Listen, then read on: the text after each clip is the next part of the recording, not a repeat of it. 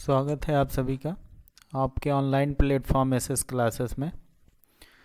DElEd first semester की math पे हम बात कर रहे हैं। डीएलएड फर्स्ट सेमेस्टर, तो फर्स्ट सेमेस्टर के मैथ की कुछ क्लासेस प्रीवियस में हो चुकी हैं। जो लोग नहीं देखे हैं वो देख लेंगे, काफ़ी अच्छी क्वेश्चन उसमें कराए गए हैं, जो कि वहाँ से आपको कई क्वेश्चन मिल जाएंगे और डायरेक्ट आपके एग्ज़ाम में मिलेंगे। अब यहाँ पर हम बात कर रहे हैं कि आपके एग्ज़ाम के कुछ ही दिन बचे हैं, तो हम आपके पुराने जो पेपर आए हुए हैं 2016 से लेकर 2024 तक की जो पेपर आपके प्रीवियस में हो चुके हैं उनको सॉल्व कराएंगे। तो उसी क्रम में पहली क्लास है ये उसकी, जो कि 2024 का क्वेश्चन पेपर आपको जो आया था उसको मैं सॉल्व कराऊंगा। 2024 में जैसे क्वेश्चन आए थे वही क्वेश्चन आपको, यानी पूरा पेपर वो सॉल्व कराएंगे। तो हम लोग क्या कर रहे हैं, पूरा पेपर सॉल्व कराएंगे। तो ये क्या हो गया, 16 से 24 तक पूरे पेपर सॉल्व कराए जाएंगे। जो लोग न्यू होंगे, नए देख रहे होंगे वीडियो को, वो चैनल को ज्वाइन कर लेंगे। तो इसके क्रम में हम क्या करते हैं, आगे चलते हैं, बात करते हैं। क्वेश्चन नंबर 1 पे अगर हम बात करें, जो पहला क्वेश्चन होगा हमारा, ये हमारा क्वेश्चन है। ऐसा क्वेश्चन आपको एक मिलेगा, ऐसा क्वेश्चन आपको एक मिलेगा, वो भी कहाँ मिलेगा, बहुविकल्पी में मिलेगा। ये बहुविकल्पीय क्वेश्चन है, ठीक है। बहुविकल्पीय प्रश्न में आपको एक क्वेश्चन यहाँ से मिलता है इसी तरह का गुणा करने के लिए। तो ये देखिए, डेसिमल में 0 दिया गया है, यानी 0.6 दिया गया, गुणे में 0.4 दिया गया, कह रहा है उसका मान बताइए। तो गुणा सभी लोगों को आता होगा, लेकिन कुछ लोग कंफ्यूज होते होंगे दशमलव में। तो क्या करेंगे, यहाँ पर लिखिए 0.6 गुणे में 0.4, ठीक है। ये आपका क्वेश्चन है। आप डायरेक्टली पहले क्या करिए, डायरेक्टली पहले 6 को 4 से मल्टीप्लाई करिए, तो क्या हो जाएगा, 6 चौको 24 हो जाता है, ठीक है। अब देखिए, एक दशमलव बाद, यानी एक अंक बाद दशमलव यहाँ है, एक अंक के बाद यहाँ है, यानी पहले लगा हुआ है। एक अंक पहले यहाँ लगा हुआ, एक अंक पहले यहाँ लगा हुआ है। तो दशमलव हम कहाँ लगाएंगे, एक और एक 2, तो यानी 2 अंक पहले दशमलव लगा देंगे। तो ये हमारा आंसर क्या हो जाएगा, 0.24। ये हमारा आंसर हो जाएगा, जो कि ऑप्शन नंबर 3 में दिया गया है, ये आपका आंसर हो जाएगा। तो ये आपका पहला क्वेश्चन था। 1 नंबर का ऐसा क्वेश्चन आएगा, ये दिमाग में फिक्स कर लीजिएगा, ठीक। अब हम बात करते हैं किसकी, दूसरा क्वेश्चन। दूसरा क्वेश्चन भी 2024 में पूछा गया है। PYQ ही हैं सारे, ठीक है, सारे PYQ हैं 2024 के। 2024 का पेपर सॉल्व करा रहे हैं हम। दूसरा कह रहा कि वह संख्या ज्ञात कीजिए जिसका 24% 96 है। 24% 96 है, तो प्रतिशत आप लोगों को निकालना बहुत अच्छे से आता होगा। संख्या पूछ रहा है तो हमें संख्या नहीं पता है, तो मान लिया हमने कि वह संख्या क्या है, x है, ठीक है। वह संख्या ज्ञात कीजिए जिसका 24% क्या है, 96 है। तो इस संख्या का कितना, 24% क्या है, 96 है, ठीक है। यही तो पूछ रहा है। तो ये क्या हो जाएगा, x गुणे में 24 बटे में 100 हो जाएगा, बराबर क्या हो जाएगा, 96। 100 को उधर मल्टीप्लाई करिए, तो ये हो जाएगा 24x बराबर क्या हो जाएगा, 96। 100 हो जाएगा। x को इधर रोकेंगे, 96 को इधर लाएंगे, डिवाइड करेंगे, ये 24 को इधर लाएंगे, 96 को डिवाइड करेंगे 24 से, तो ये आता है आपको 24 दूना 48 होता है, 48 दूना 96, यानी 4 बार जाएगा, और डबल 0 है तो ये 400 हो जाएगा। तो क्या हो जाएगा आपका संख्या, वह क्या हो जाएगी, संख्या आपकी 400 होगी, जिसका क्या है 24% 96 होगा। तो आंसर आपका दूसरे क्वेश्चन का आंसर भी ऑप्शन नंबर 3 होगा। ये एक अच्छा क्वेश्चन था, ठीक है। तो कुछ बहुत ईजी आपको क्वेश्चन मिल जाएंगे, कुछ थोड़ा यानी उस पर वर्क करना पड़ेगा, कुछ में क्या होगा कुछ ज़्यादा वर्क करना पड़ेगा, मिक्सअप क्वेश्चन आएगा 3 तरह का। तो ये आपका दूसरा क्वेश्चन हो गया। अब हम चलते हैं कि इस पे तीसरे क्वेश्चन पे।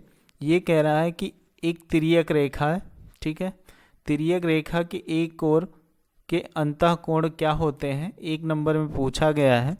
ये त्रिभुज से पूछा गया है आपसे, ठीक है। तो तिर्यक रेखाखंड और त्रिभुज और क्या नाम है वृत्त, इन सब से भी एक क्वेश्चन आपसे पूछ लेता है।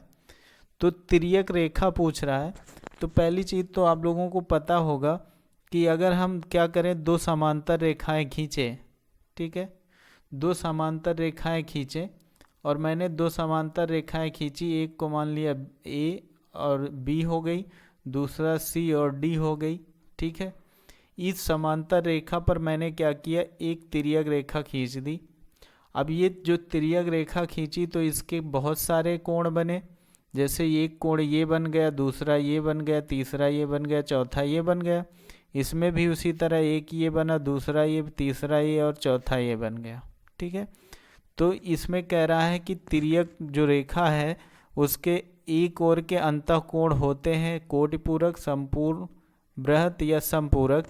तो पहली चीज़ तो आपको कोण पता हो गए, ठीक है। 2 समांतर रेखाओं के बीच में अगर कोई एक तिर्यक रेखा खींची जाती है तो टोटल कितने कोण बन के निकलेंगे, टोटल कोण निकलेंगे 8, यानी एक ये, 2 ये हो जाएगा, 3 ये हो जाएगा, 4 ये हो जाएगा, 5 6 7 और ये 8 हो जाएगा, ठीक है। तो ये हमारे क्या हो गए, कोण हो गए। कह क्या रहा है, अंतःकोण पूछ रहा है, तो अंतःकोण हमारे इन ये हो जाएंगे, 2 3 हो जाएगा, 5 और 6 हो जाएगा, अंतःकोण हो जाएगा, ठीक है। तो अंतःकोण हमारे क्या हो जाएंगे, अंतःकोण हमारे क्या होंगे, ये हो जाएंगे कोण 2, कोण 3, कोण 6 और कोण 5, ठीक है। ये हमारे अंतःकोण हो गए। कह रहा है क्या कि क्या कहलाते हैं, तो ये क्या कहलाते हैं, अगर कह रहा है कि एक ओर के पूछ रहा है, तो एक और कोई भी हम ले लें, ठीक है। एक और मैंने ये ले लिया, एक और, ठीक है। तो ये क्या हो जाएंगे, एक ओर के अंतःकोण क्या हो जाएंगे, कोण 2 प्लस कोण 5, ये क्या हो जाएंगे, 180 हो जाएंगे, ठीक है, 180 हो जाएंगे। अगर ये 180 हो जाएंगे तो 180 अंश के कोण को हम क्या कहते हैं, संपूरक कोण कहते हैं, याद रखिएगा। यानी 2 कोणों का योग क्या होगा, अगर 2 कोणों का योग यहाँ लिख लेते हैं, अगर नोट में लिखे हैं तो हम बात करें 2 कोणों के योग का मान 180 है तो वह संपूरक कोण होगा, ठीक है, संपूरक कोण कहलाएगा। क्लियर है। तो ये क्या हो गया आपका ऑप्शन नंबर 4, जो कि आपका आंसर हो जाएगा, क्या आंसर हो जाएगा, संपूरक कहलाता है, ठीक है। तो तिर्यक रेखा के एक और के अंतःकोण क्या कहलाएंगे, संपूरक कोण कहलाएंगे, ये याद रखिएगा। तो ये आपका हो गया तीसरा क्वेश्चन। अब हम चलते हैं चौथे क्वेश्चन की ओर। तो ये चौथा क्वेश्चन, इससे रिलेटेड मैंने पूरी वीडियो बनाई है, बहुत अच्छे से इसको समझाया है, यहाँ से एक क्वेश्चन मिलेगा, ठीक है। तो ये कह रहा है कि किसी संख्या में, ठीक है, 3 का स्थानीय मान सबसे कम कहाँ है, ठीक है। सबसे कम पूछेगा, सबसे ज़्यादा पूछेगा, स्थानीय मान के बीच का अंतर पूछेगा, ठीक है, स्थानीय मान के बीच का योग पूछेगा। ये सारी चीज़ें यहाँ से आपसे पूछ सकता है। तो वो सारी चीज़ें मैंने क्या किया है, पिछली क्लास में मैंने बहुत अच्छे से समझा दिया, वहाँ से आप जाके देख सकते हैं। तो स्थानीय मान देखिए सबसे कम किस में है, तो ये आपके पास देखिए यहाँ पर कहाँ है, 3 यहाँ पर है, 3 लिखेंगे, उसके पीछे कितने 2 2 4 जीरो हैं, ठीक है, तो 4 अंक हैं तो 4 जीरो लगा दिया, ठीक है। तो ये इसका स्थानीय मान निकल के आया। इसमें देखिए 3 कहाँ पर है, यहाँ पर है, तो 3 लिखा, उसके पीछे 2 जीरो लगा दिए। यहाँ पर देखिए इस 3 कहाँ है, ये 30 हो जाएगा। यहाँ पर देखिए इकाई के स्थान पे है, तो ये इन सब का स्थानीय मान हो गया। तो सबसे कम स्थानीय मान तो 3 ही निकल के आ रहा है। तो आंसर क्या हो जाएगा आपका, आंसर नंबर डी यानी 4 नंबर जो ऑप्शन है वो आपका आंसर हो जाएगा। तो ये आपका क्या हो गया, क्वेश्चन नंबर 4, जिसका ऑप्शन नंबर 4 आपका राइट आंसर हो जाएगा, ठीक है। आंसर नंबर ऑप्शन नंबर 4 आपका राइट आंसर हो जाएगा। अब हम बात करते हैं किसकी, अब हम चलते हैं क्वेश्चन नेक्स्ट क्वेश्चन पे। तो हमारा जो नेक्स्ट क्वेश्चन है ये कह रहा है 2 यानी क्रमागत 2 पूर्णांकों का अंतर होता है। पूर्णांक क्या होते हैं, पहली चीज आपको पता होना चाहिए, ठीक है। पूर्णांक क्या होते हैं और क्रमागत क्या होता है। मान लिया कह रहा है कि 2 पूर्णांक हैं, ठीक है, वो भी कैसे हैं, क्रमागत। तो मान लिया क्रमागत लिखा मैंने, ठीक है। तो क्रमागत पूर्णांक आपका मान लिया n है, ठीक है। n के बाद क्या हो जाएगा, n प्लस का 1 हो जाएगा, यही तो होते हैं क्रमागत पूर्णांक, ठीक है। तो अब इनमें कह रहा है दोनों के बीच में अंतर पूछ रहा है। तो अगर अंतर निकालेंगे, तो अंतर अगर निकालेंगे तो देखिए क्या रखेंगे, n प्लस का 1 माइनस का n हो जाएगा, क्योंकि अंतर ही तो निकाल रहे हैं। तो देखिए n से n कैंसिल हो जाएगा, बचेगा क्या, 1, यानी प्लस का 1 आपका क्या हो जाएगा, आंसर हो जाएगा। यानी हमेशा याद रखिएगा 2 क्रमागत पूर्णांकों का अंतर क्या होता है, 1 होता है, ये याद रखिएगा। इसी तरह आप संख्या में भी इसको रख सकते हैं। जैसे आप मान लीजिए पहली क्रमागत संख्या 5 हो गई, दूसरा 6 हो गया, इनके बीच में अगर अंतर देखें तो अंतर जब निकालेंगे तो 6 माइनस का 5 होगा, तो बचेगा क्या, 1। तो हमेशा क्या होगा, आपके क्रमागत पूर्णांक संख्या जो होंगे उनके बीच का अंतर हमेशा क्या होगा, हमेशा और हमेशा आपका 1 होगा। ये आपके 5 ऑप्शनल क्वेश्चन थे जो बहुविकल्पी आते हैं, पूछे ही जाते हैं। तो ये आपके 2024 के जो पेपर हुआ था उसके ये सारे 5 ऑप्शनल पेपर ऑप्शन क्वेश्चन हो गए। ये आप क्लियर कर लीजिएगा, इससे रिलेटेड चीज़ों को सॉल्व कर लीजिएगा, ऐसे ही क्वेश्चन आपके मिलेंगे, ठीक है। अब हम चलते हैं किस पे, अति लघु उत्तरीय में जो क्वेश्चन पूछे जाते हैं। अति लघु उत्तरीय में 6 क्वेश्चन पूछे जाते हैं। ये भी 1 नंबर का क्वेश्चन होता है, यानी 6 नंबर आपको यहाँ से मिलने हैं। पहला क्वेश्चन कह रहा है आपसे, रेखाखंड किसे कहते हैं। एक अच्छा क्वेश्चन है, सभी को पता नहीं होता है रेखाखंड, क्योंकि जो पढ़ते हैं उन्हीं को पता होता है। तो रेखाखंड क्या होता है, पहली चीज़ तो ये आपको पता होनी चाहिए। किसी एक रेखा का भाग होता है, क्योंकि खंड लिखा हुआ है तो ये पहले यही जान लीजिए, ठीक है। किसी एक रेखा का भाग होता है। तो हम बात करें इसकी, क्या ये हमारा क्या हो गया, ये हो गया हमारा एक रेखाखंड हो गया। इसको मैंने ए दे दिया, इसको मैंने नाम दे दिया बी। आपसे इसकी परिभाषा पूछ रहा है, तो हम इसकी परिभाषा अगर लिखना चाहें तो इसकी परिभाषा क्या लिखेंगे, रेखाखंड, रेखाखंड किसी रेखा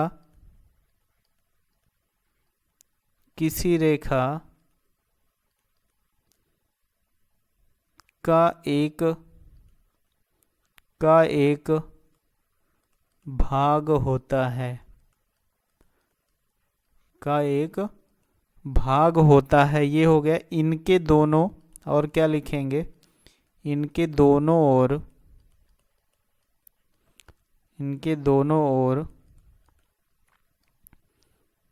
2 अंत बिंदु होते हैं, 2 अंत बिंदु होते हैं।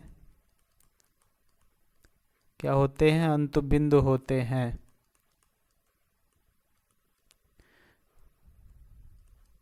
जो रेखाखंड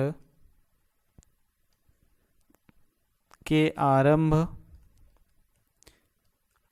रेखाखंड के आरंभ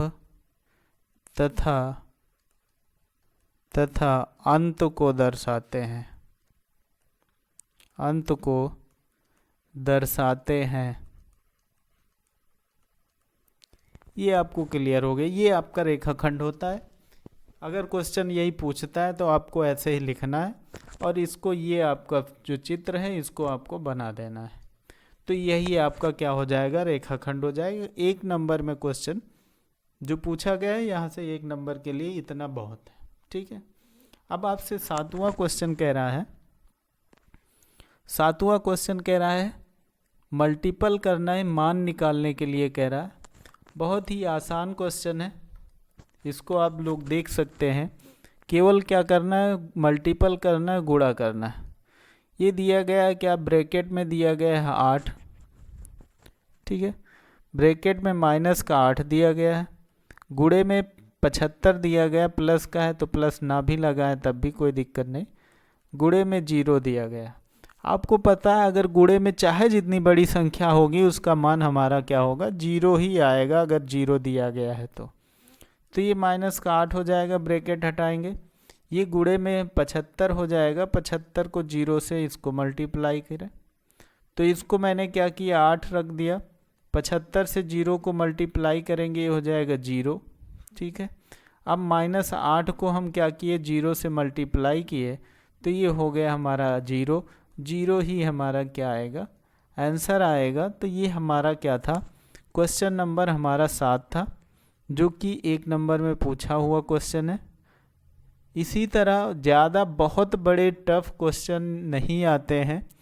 जो बहुत ज़्यादा टफ क्वेश्चन आते हैं वो आएंगे किस में, आपको लघु उत्तरीय में आएंगे। और अगर ये बात कर लीजिए, मैं बार बार आप लोगों से कह रहा हूँ कि अगर आप बहुविकल्पी जो आते हैं, ठीक है, बहुविकल्पी 5 और अति लघु उत्तरीय 6, तो अगर ये आप कर ले गए तो आपको 11 नंबर मिल गए, 12 आपका पासिंग मार्क्स है। और लघु उत्तरीय में 1 से 2 क्वेश्चन आपको इजी मिल जाएगा, जो कि 4 नंबर यहाँ से मिल जाएगा। तो 11 और 4 15 आराम से आप पास हो सकते हैं, ज़्यादा टेंशन लेने की कोई बात नहीं है। हवा नहीं है, यहाँ मैथ बहुत इजी आएगी, उसके लिए आप परेशान ना हो। पेपर क्या होगा, टफ आएगा और इजी भी आएगा, दोनों का कॉम्बिनेशन होगा। पासिंग मार्क्स भर का तो बहुत इजी क्वेश्चन आएगा आपका, ठीक है। अब हम अगला क्वेश्चन बात करें, क्वेश्चन नंबर 8। क्वेश्चन नंबर 8 भी देखने में बहुत बड़ा है, लेकिन बहुत ही आसान ये भी क्वेश्चन है, एक लाइन में हो जाएगा आपका। ये कह रहा है क्या, कह रहा है मोहन एक माला बनाने में क्या करता है, 1/3 मिनट क्या करता है, यूज करता है। एक माला बनाता है किसमें, 1 मिनट में, ठीक है। एक माला बनाता है क्या, 1/3 मिनट में। लगातार 1 घंटे में वो कितने माला बनाएगा, वो 60 मिनट में कह रहा है। कितने, 60 मिनट में माला कितने बनाएगा, यानी 60 मिनट में कितने माला बनेंगे, यही पूछा जा रहा है, ठीक है। 60 मिनट में कितने माला बनेंगे यही पूछा जा रहा है। तो पहली चीज़ तो ये कह रहा है कि मोहन एक माला बनाने में 1/3 मिनट लगाता है। ये एक माला यहाँ बनाएगा और समय कितना लगाएगा, 1/3 मिनट, ठीक है। 1/3 मिनट। तो अगर हम इसको इधर लेके चले जाएं,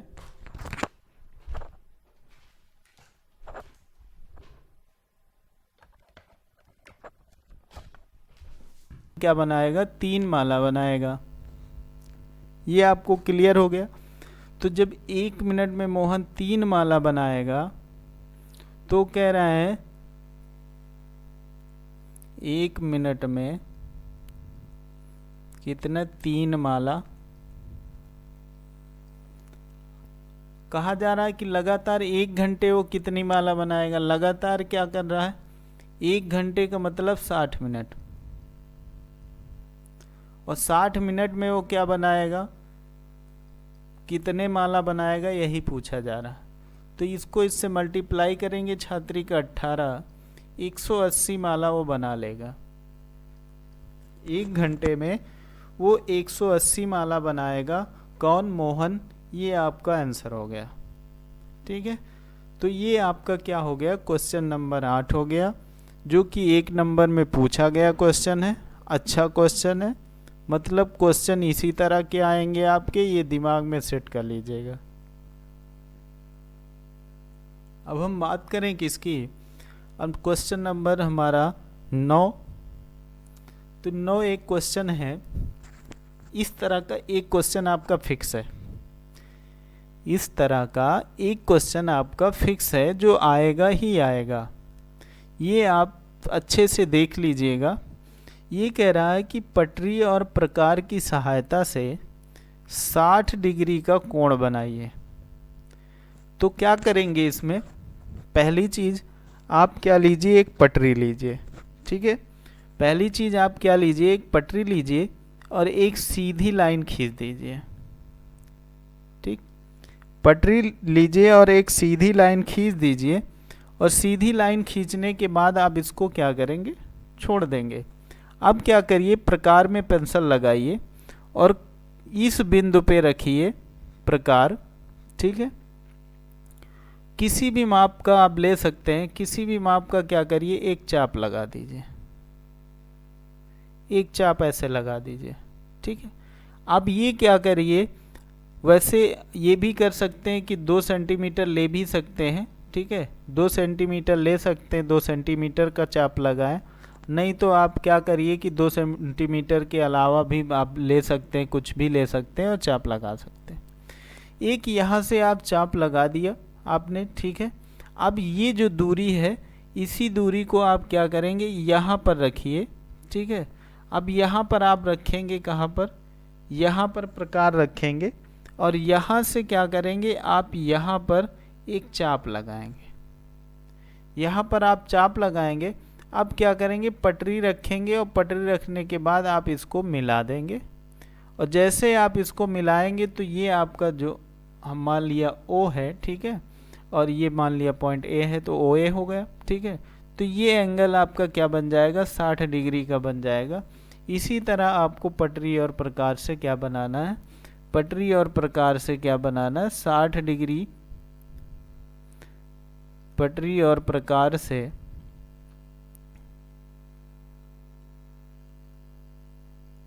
प्रकार से 60 डिग्री भी पूछ सकता है, 45 डिग्री भी पूछ सकता है। ठीक है, 90, 45 नहीं पूछेगा, 90 पूछता है। ठीक है, 90 डिग्री भी पूछेगा। ठीक है, तो ये चीज़ें आप ध्यान दीजिएगा। ये 60 डिग्री का आपका एंगल बन गया। इसी तरह आपका 60 डिग्री का एंगल बनेगा। 90 डिग्री का एंगल अगली क्लास में हम बना के आपको बता देंगे, अगर कोई कन्फ्यूजन होगी तो ये आपका 60 डिग्री का एंगल हो गया। आप पटरी और प्रकार से अपने आप से बना के देखिएगा, इसी तरह आपको बनाना है। ठीक है, तो ये आपका हो गया क्वेश्चन नंबर 9। एक क्वेश्चन ऐसा मिलता है एग्जाम में, देख लीजिएगा। क्वेश्चन नंबर 9 पे बात करें तो ये कह रहा है क्या? 9 हो गया। 10 पे बात करें, क्वेश्चन नंबर 10। 3 अंकों की सबसे बड़ी संख्या की उत्तरवर्ती संख्या क्या होगी? तो 3 अंकों की पहली चीज़ क्या है? आपको 3 अंकों की संख्या पता होनी चाहिए। 3 अंकों की सबसे बड़ी संख्या, ये आपको पता होनी चाहिए।